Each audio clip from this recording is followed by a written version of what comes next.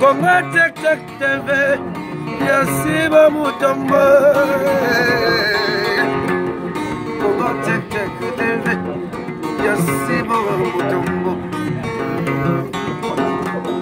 Dina Yese na Congo Check Check Mama, Yasiba Mutombo. Dina Yese na Congo Check Check Mama, Yasiba Mutombo.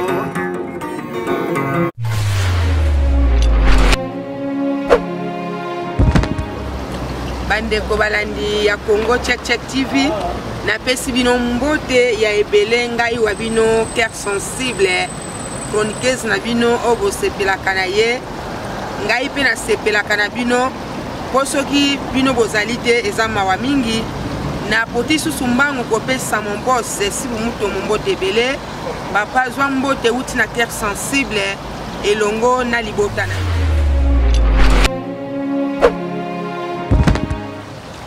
balandi ya Congo Check Check TV cœur sensible liboso na bino aye penza kobeta masolo te ndenge to mesana melelo penza ngai cœur sensible na tondisami na esengo ya koyamba elenge mobali oya kutami na Allemagne précisément na ville ya Aren elenge mobali oyo vraiment esengo nanga ezali ye akei banzela ya mobulu te akei pe banzela ya mpambala te ye andimeli yanza komba nde yango balandi ya Congo Check Check TV tozo fongola caméra tokoyamba invité na biso po découvrir bino na biso nini oya memeli biso po tokendaki na kati ya église toyaki ko découvrir ndeko oyo azoyemba ndeko oyo akompozaka elenge mobali oyo abetaka pe guitare sikona nyonso wana toko découvrir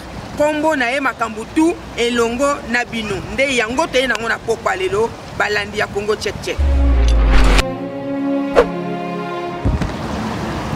Bonjour ndeko. Bonjour cœur sensible, bonjour église, bonjour bandeko, bonjour musiciens, bonjour vraiment tout le monde. Bonjour. Vraiment bayoki bonjour na yo, okomi se présenter kombo na yo. Kombo langa Eric Asolo. Je suis chrétien, chanteur, artiste et musicien. Na bandi na ville ya Aachen na Allemagne. Merci beaucoup. Bon, lelo toye penza balandi ya Congo Check Check TV bakomona yo ndenge olobi ete opesi biso kombo na yo Eric Kasongo. Oza muluba? Naza Congolais. Naza africain puis naza Congolais. Ah, eza penza réponse muka malamu po ndeko nyonso na Congo oyo azali Congolais sake aza Congolais.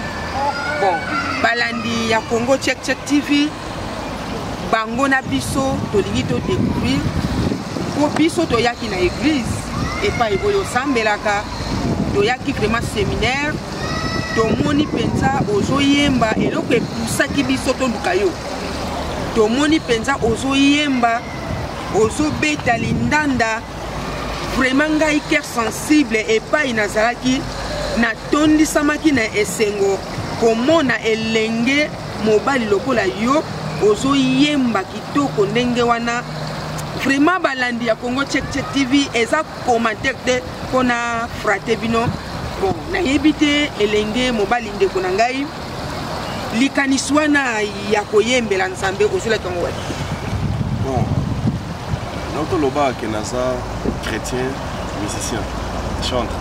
Ça veut dire que nous avons qui koyemba te l'église. Les gens déjà les bandeliers qui pendant qu'ils sont dans pendant la sortie déjà de voiture et otambola na makambo nzambe be otambola bila qui moi rigueur mon bobo ya parents et tant que kasongo il faut moi tout droit mon bobo tout droit là ah on a poto en Afrique quoi je suis pas né en Europe na poto en Afrique pour en Europe donc maintenant c'est vraiment que biso nda konda sont déjà kobanga nzambe koyeba dino tambo malamu na moki et okosala ki na kati ya église pas apôtre ici biso avec la dirigeant na toza na dirigeant toza la kana dirigeant na biso pasteur Michel parce que là pour m'informer et donc le pasteur Michel avec qui dirigeant il y a département musique yende mutu nzamba ko lekana nzela nae ako découvrir za kati sala donc yende mtaki moko kontenga les doigts que iloko mo za pa no fo ebili na nzela na yende ngo na kozwa elengi na ila ya kusama sala c'est comme ça en fait c'est dans ça. Ah donc ce qui n'a comprendre yo frère Eric donc Nanzela il y a pasteur Michel oui bon et pas yo ozula ki penza elenga koyembela nzambe donc oyaki kosolonga na kati église mais na ndako epa bapara balakisa bino kaka kosambela. Donc on a une identité d'abord za no chrétien za no musicien te identité za no mwana nzambe za no bato tundimela yesu tulukana au royaume donc on a d'abord identité c'est ko évoluer na kati ya église nde batanle ekobima rien que pour la gloire de Dieu moni dans la carte église siko nde babiloko wana ezobima ekobima po yembela nzambe ko yeba musique ko eza nakolo ba congolais to yebi musique congolais to bina ka congolais to yemba ndenga lingi ya solo moni wana ezelo mo ndriza domo to zana ba congolais mais siko on s'est décidé ma que non comme artiste na yemba yobi grâce wana yobi dans la carte église dans la carte église nde ko permettre que na ba composition comme ya la carte église comme une oreille musicale comme ba que non ba norme ba déontologie artistique ezabo mais ba tic ba thématique mo ya musique yo prendre ce qu'on a quatre églises et puis mille ce qu'on a quatre églises on a bien ça nous chrétiens d'abord et puis ba tané puis na quatre églises dans ensemble c'est ça question moko vraiment batuna kingai balobi soki oyambi frère Eric question o ezanga te pour to koma komona elenge mobali soit elenge mwasi na tangu poko yembela nzambe koyemba soit na mokili eza place moko ya vedette vraiment balaba ki question o ezanga te obala. Non, je suis marié. Oui, je suis marié nzamba pambolinga na bali mwasi moko parmi les plus belles femmes du monde Joël Kasongo. Je te salue, je te fais des coups pour mon amour. Et je suis père de 3 enfants. Je suis marié, père de 3 enfants. Joël Kasongo ngape na pesi mbote omoni papa akumisi ozali mwasi elenge mwasi kitoko parmi basi nyosa mokili. Bon, toza ko quand même. Bon, il a la question moko boye. Tozo mona batu ya mokili. Nazala penza clair Congo Check TV eza chaîne moko oto lobaka clair si tunga iker sensible na chaka pe amai na mon côté. Bon, tozo mona ba wera ba kofi wana kutu basali ba yaya na yo ba oya mike banani ba jeune musamike. La musique ouais mokili il faut expliquer bon bah mais bazali tout le monde a biso mamba ça trop pour se manger à monter non nazo tout na ba ya âge na yo ouais série na biso be âge na oui ouais série na yo ndetina na potanga comme biso bon neti ba watana be oya kaya bike wana nazo mona bango pizza na bisika mokili ba evoluer makasi ba komi na bangongo na ba voiture sikoyo elenge mobali kitoko boye oyenoka koyembela nzambe ngapi na cœur sensible na comprendre te eloko eleki nyonso eloko kopesa nzambe na nyonso asala biso na mingi kokandela ko adorer oui nzambe na mingi koyembela nzambe c'est vrai musique ya na mbongo mais pour décider koyembela nzambe eza te na koyemba te mpo nazwa mbongo na retour na eza te ke nazosala kwa business na makambo ya nzambe no donc eza on a dit eza notre toza ya nzambe eloko wana ebimi rien que pour la gloire de Dieu soki eza mpona kocompare na bamatériel na bandeko baosala mokili biso toza bato tozotala mingi royaume dans la masse sincère, toujours dans la même royaume. Mais cela n'empêche pas que tout évolue bien, ou bien tout ça la vie, il y a propre bien, ou tout comme richesse ou tout le monde. Ça n'empêche pas. Mais le principe, c'est que nous adorons Nzambe en esprit et en vérité. Gloire, nous sommes en Nzambe. S'il faut avoir l'intérêt, l'intérêt, c'est le royaume, l'église. C'est ça le plus important. Na sepeli penza balandi ya Congo Check TV na réponse ya Eric Kasongo. Vraiment, ezomona na penza azali garçon. Noko papa leki oyo penza alingi nzambe mingi. Vraiment, bino moko au sentir. Bon, question sous ces alliés depuis au bandi koyemba depuis carrière na yo, au salle déjà combien d'albums? Non, on a mis 6 albums, mais on a travaillé bientôt maxi single moko, il y a 5 titres. On a 5 titres moko, ils sont sur YouTube. Si on tape combo kaka Eric Kasongo, on a presque répertoire moko tout ça là qui sont en Ouana, bah titre tout ça qui on a intérêt à d'abord il y a Royaume, Gloire et Nzambe. Ils ont 5 titres Zawana, il y a maxi single, moko on a salé passage obligé, mais non on a fini sur YouTube. Donc on a travaillé des choses en même fois. On a travaillé maxi single, puis on a travaillé album. Mais maxi single c'est si là. Nous avons produit dans un beaucoup, mais c'est un côté ici, mais tellement de problèmes financiers, et ça dit que nous avons arrêté. Mais tout ça est déjà un clip. Quand on a un bon côté, si on a nous peut plus débattre sur YouTube, nous tout au côté comique Eric Kasongo, à mon avis, mais l'album n'est pas marché dans la tête. Je pense que d'ici, nous avons temps pour s'abisso dans la caméra. Frère Eric a balanaye. Po badongola misu bokomona elenge mobali kitoko ye wana aza kobeta lindanda so yembela yanza komba yo tie misu abala deja azana mama Joël mwasi kitoko mwindu ya ngolo abala na ye deja yango ndeko na biso Eric keso musu sezali ede dangu yo ndimeli musala na Nzambe na kotala yo penza boye age eza nanu ondimeli Nzambe pour temps moko boye ou bien Nzambe ondimeli ye kino suka ya bomoi na yo oyo elandi question elandi wana oza elenge osalaka mpe ndenge nini mama na ndako na bana okende musala okende église est-ce que nyonso wana en tout cas, Dieu nous fait grâce. Au sein de la Nzambe, et l'eau qu'on a vu le plus important pour nous les chrétiens, c'est le royaume. La Bible et le Bible chercher premièrement les royaumes des cieux. Nous sommes comme Matabis. C'est un monde de tout le cas, les bossos. C'est-à-dire, tant que tout ça est l'Nzambe, ils ont souka dans le royaume. Ce que nos royaumes étaient, nous continuons à s'en À ce qui concerne ma famille, beaucoup ici en Europe, je suis en Yarouta, Robert en formation. Maintenant, je suis responsable de la famille. Je travaille comme tout le monde pour contribuer à l'impôt. Et je travaille vraiment dès que papa a un engagement à la famille. Je suis un salaire, je suis un salaire, je suis un engagement. En tout cas, là, il n'y a pas de souci. Donc Dieu nous fait grâce à Prissi Makassi, là, il y a un photo. Mon frère Eric Kasongo, vraiment, ma question sont répondre très kitoko na sepeli. Bon, na musala o ya koyemba pour aussi répondre que déjà que kosambela Nzambe depuis na ba parents, vraiment ba parents wana bisika bazali, ceux qui bazano na envie na pesi bango mbote. Mais ce qu'on a musala ya koyemba Eric Kasongo, ba difficulté nini okuta makanango po eloko nyonso ezaka na difficulté. Ata mutafai na bureau azobongisa ba papier, akozala na difficulté akofanda kofana mukongo ekesa la passe. Siko yo okuta makana ma difficulté ni. Wow, question très importante. La difficulté est vraiment belle. La difficulté est vraiment. Au moins d'abord, la communauté n'a pas fonctionné. Au moins, la communauté n'a pas fonctionné. Sur les deux côtés, les gens ont toute la musique en Zambolo, ils ont évolué. Ils ont soutien. Ils ont soutenir vraiment. Azu jeune wana soutenir les lamba na mbongo na boy na boy. Soutien wana na Nzambe d'abord tozala nango. Biso mingi bato yaka mingi koluka ba salir mingi. Les problèmes mingi kuta dans yango. Par exemple, si on a un côté financier, bozo qui est studio, et aussi bozo la producteur, tes managers, tes sponsors.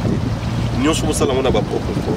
Cela veut dire dès que que naza responsable qui dans musala moi ozo sur la musala wana ndenge ni okosala na ndaku ndenge pour contribuer la musique. Ça veut dire pour le moment nous payons pour faire la musique mais la musique ne nous paye pas. Toujours fouta pour la musique que fouta biso. Parce que soutien ça ba difficulté za mingi wana soutien za muki. Et puis difficulté c'est ça ba critique les autres à la au moment inutile, ba distraction pas battu, tu vois. Les longs détenus sont assez Eric. Nous tous sommes préférés à finga, à critiquer yo, à nous banon mabé, qui élève sous à conseiller yo, tout à prier pour nayo. Par rapport à bande comme ce tout l'autre le bakino baza ko évoluer, au moins que quel que soit leur défaut, bateau baza na kana bango ba toujours ba couvrir bateau na bango. Et chez nous c'est pas le cas. Ça veut dire bateau bateau préféré ça non nous moi bani ba connaît kulusu qui va soutenir. En dehors ça, puis on a pas problème financier, voilà, et surtout bon, ensemble c'est ça quoi. Nga penza cœur sensible ndengo lobeli na yo ki pasi ezali manque ya finance de mutezozanga Freddy Lufulwabu yo zalaka mutema malamu na tangu yo opesi na gauche droite ya yebite et que zongela yo un jour. Freddy Lufulwabu na belelio yonde mutu okosala quelque chose. Mon frère na yo qui passe. Makambu ya critique na ba Congolais leo na linko ganga te po na sana mupaya akomona ngake ndenge ni cœur sensible comme sugu. Makambu ya ba critique ba Congolais bondi makape mutu na tango asali likambo ya malamu mutu na tango azo tozo mona ba jeune ebele ezala na Congo ezala awa na poto jeune lokola ndenge ye azali okomona mipesi na ina musala ya kokende banganda musala ya badiamba n'importe quoi basi 20-30 mais ye aponi nzela moko ya kitoko ba Congolais totika critique place esengeli yo o critiquer lukana na likambo ya sali soki place moko sepelite benga ndeko mundele pe asa bongisi mukili na ye ba réseaux sociaux okota na WhatsApp okota boy okobenga ndeko okomi kaka Eric Kasongo olobi tala place boye mutango yo kosala okomonte ni na yo bongisa na place boye ezati kaka ba critique moko inutile ba critique moko ya bondoki po déranger kaka molimo ya mutu lokola yo zo sepelate mutabanda koyemba fo o critiquer fo o balusa boye onyolusi yango mwana ya batu akende liboso te Eric Kasongo akokende liboso na kombo na Yesu démon yosi ya songi to pamelio au nom de Jésus. Amen. Oh eza milimo moko ya malamu te nga makamba boye penza na yaka mabemo. Bon, non, en fait, c'est notre communauté. La communauté, ils ont moins de manque d'enseignement, comme on dirait, comme il mode. Ils ont tiré attention à n'importe quoi, ils ont assuré. Ils ont tiré vraiment une direction là où petit, c'est ça où ils sont intéressés. Mais là où il y a du sérieux, ils sont intéressés. C'est comme si c'est la mode en fait. C'est vraiment déplorable. Je pense que c'est ça le plus important. Donc bref, tous amis ont souci à soutien, ils ont conseil, prière, tous avons vraiment besoin. Parce que c'est fatigant en fait. Au moins, vraiment un mot pour nous qui ce que vous avez embêté, nous avons avec de près parce que les mines qui bâtissent. Tout banda musique n'a pas de belé bâtissent. Tout banda musique n'a pas de batiki ni rien. Batiki pourquoi? Pas critique. Le soutien de mon tomo na zo bunda, toi mon akaki no pardon malam na vanda na ndaku na zelaka yesu na ngazonga kena na sala musique. Atiki ne baza belé na. Baza belé batiki bilenge nyonso oyo botiki koyembela nzambe pona ba critique ya ba Congolais o balingi te bana ya baninga bakende liboso Congolais asepelaka azana kwemoko songolo soit na buzof amoni elenge mobali soit elenge mwasi ya mama moko songolo azo benda biloko babendaka abendi mupepe bimi wana ye asepeli mais soki amoni elenge mobali elenge mwasi ya mama moko songolo azosala likambo ya malamu oyo ekesala ye plus tard na avenir azala bien congolais abandi kokritike ngai mpenza cœur sensible esalinga mpenza pasi me ndeko na biso Kasongo azoyemba kitoko bokomona tokotia bavideo na ye oyo ayembi na elenge mwasi kitoko aza mpe na mongongo wana ma chérie nalingi yo mingi Rachel Makonda ngongo ya mwana mwasi wana na ntango yo okritike fo mpenza ozonga na mboka kuna okende kosokola na mai ya nkamba po tokomona mpenza oza normal te mwana oyo azoyemba kitoko wana eza ambiance kaka na ndenge tozoloba mpona bakongolais ekosala mpenza kitoko mingi. Bon, Eric Kasongo tolobi mpe mingi oyo esengelaki toloba c'est bakongolais oyo ya mitema malamu bozomona elenge mobali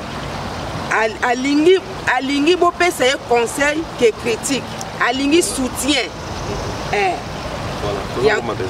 voilà yango wana na ngonga oyo tolobi mpe mingi okoki koyembela biso ata ya moke na monoko kaka swati nzembo moko mibale mpo balandi mpe oyo bakolanda biso bamona mpenza ke tala ezali en même temps tokotia lisusu bavideo oyo osali soki nga naza na bomoi eza se mpo yesu alingi mpona nini nabeta tolonga naza na nga se mabele nini nawela na mokili nyonso ekoleka nango vanité de vanité mikolo nyonso kati ya mokili rororo mama miyao ebele ya bato bakokufa ebele ya bato balali na bopito kasi nga naza na bomoi mpe nzoto makasi eza na ngoya na ngai te mama mpe na makasi na ngai te butu tango tolalaka na tongo tango tolamukaka ye tolamukaka biso baso tedi ye bamisusu ta bakufa pongi balamukaka te bongo na bango eshonja ye bakoma kobenga bango bibembe o jésus ye bongola bomoi na nga wana titre ngo eza yesu aza bien eza na YouTube so babeti bamona yesu aza bien mosusu yango wana vraiment ngai cœur sensible na senti mpenza ke dala moko ezali awa mutu oyo aza motema malamu akosentir okobakisa biso ata ya moke mpe lisusu naza nzembo moko boye nakomaki nzambe aspire nga kombo nango eza JC wana eza lokola nango bakritique bato oyo bakomprendre te pourquoi nalobi JC wana soki esalaki bato mosusu neti kaka yo koloba JC pourquoi JC sikoyo bango bazoloba JC eza nini mosusu mpona ye JC wana mpona ye JC ngoloba Jean-Claude merci bango conviction na nga JC nange eza Jésus-Christ donc nazwaki Jésus-Christ na breve yango etant qu'artiste utilisé un peu moins langage curiosité artistique dans mon salon JC et puis les autres ont interprété mal interprétation et puis bah même on a critique moi unité wana ezali benza lolenge ya congolais omoni okosala di bobinga ngoni banze 10 chansons 10 chansons okosala 10 nyonso meza malamu mais congolais akende koluka kaka omoni nde balukelo JC balukaka eloko moko kenao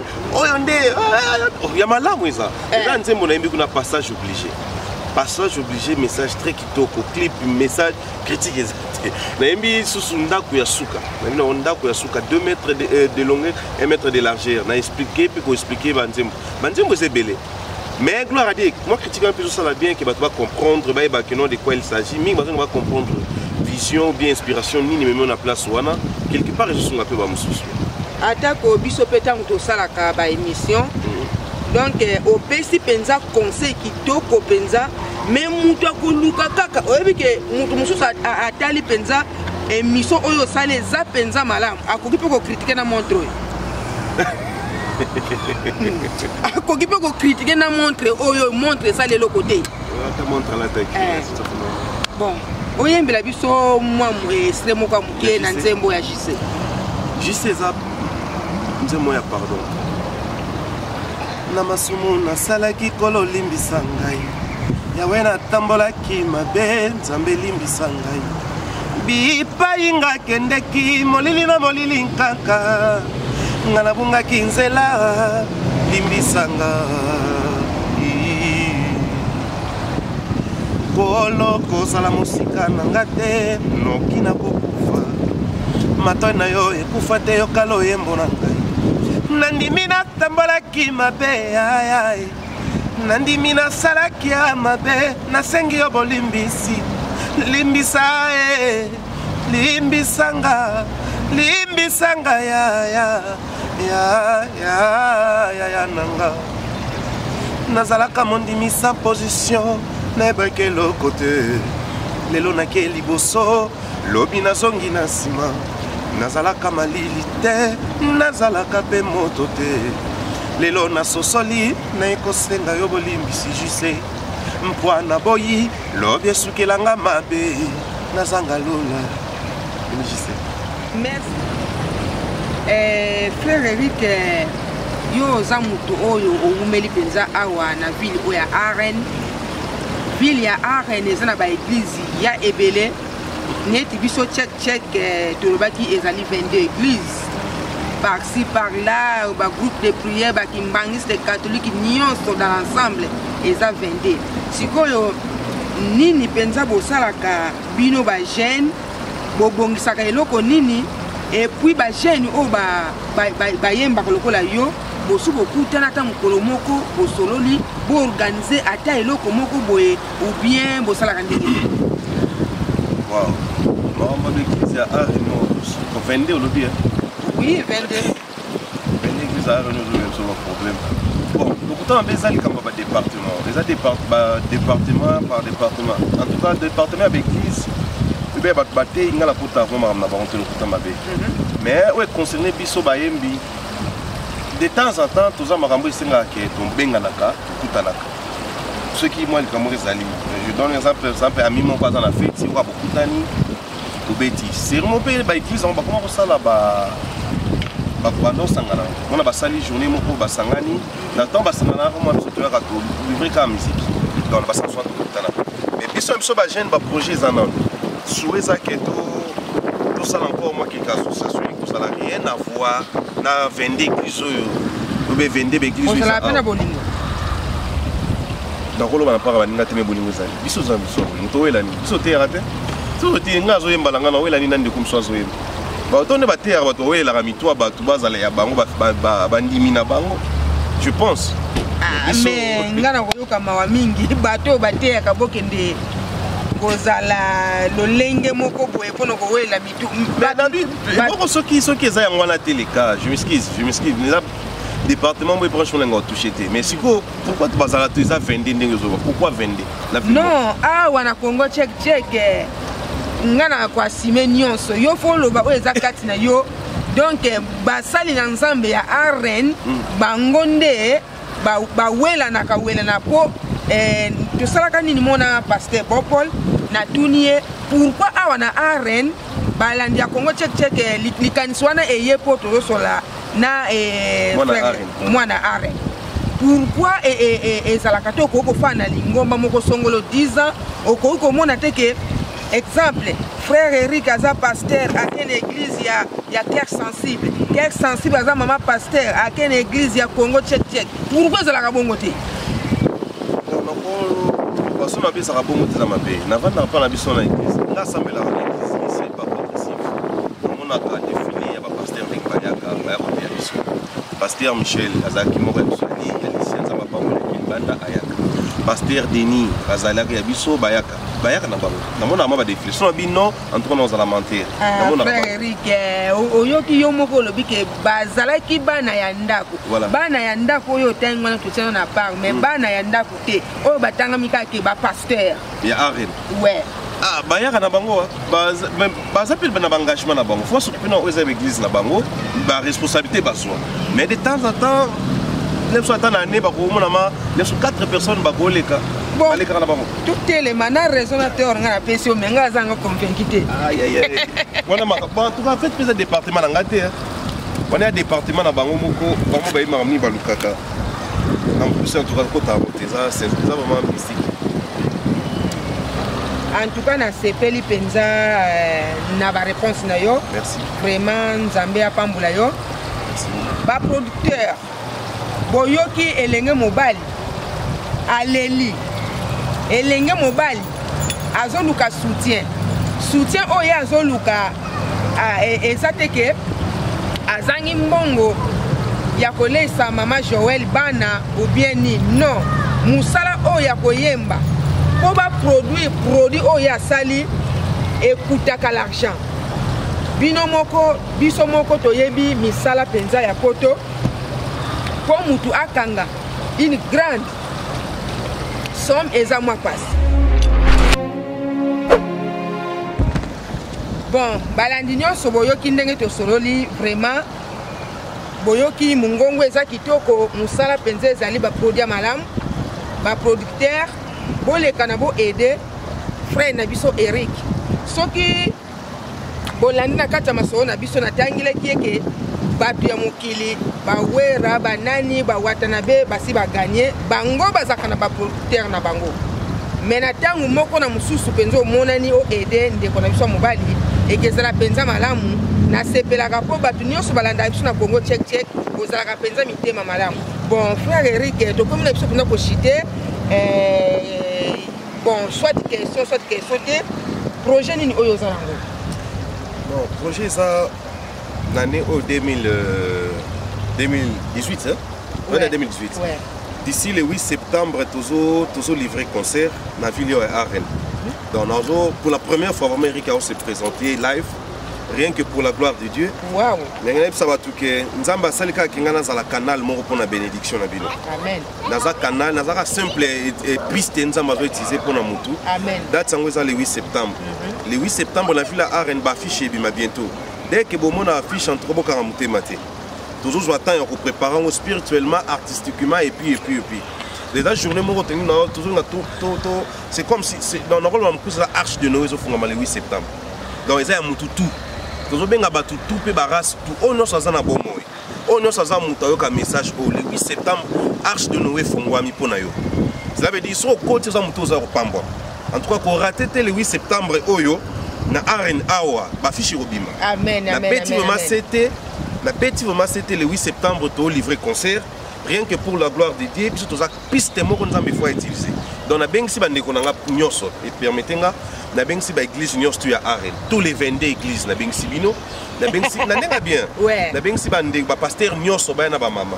Parce que ba pasteur ba mama pasteur ba pour se plaindre trop. Ba pasteur ba ngobimisa bango te. Donc ba pasteur occasion ngo episa melibino papa pasteur apôtre diacre évangéliste soit maman boye le 8 septembre to beta concert.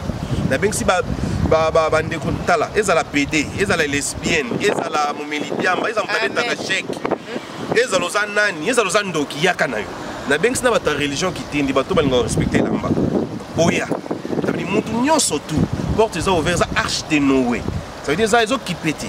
Merci, mon frère. Na sepeli mingi vraiment tokomi na suka balandi nyonso ya Congo check ngai na suka nango na lingaka pe na pesa bino mbote boyoki o nyonso tosali vraiment cœur sensible azape na esengo ya ko présenter oyo nyonso. Merci beaucoup balandi ya Congo check TV. Ciao.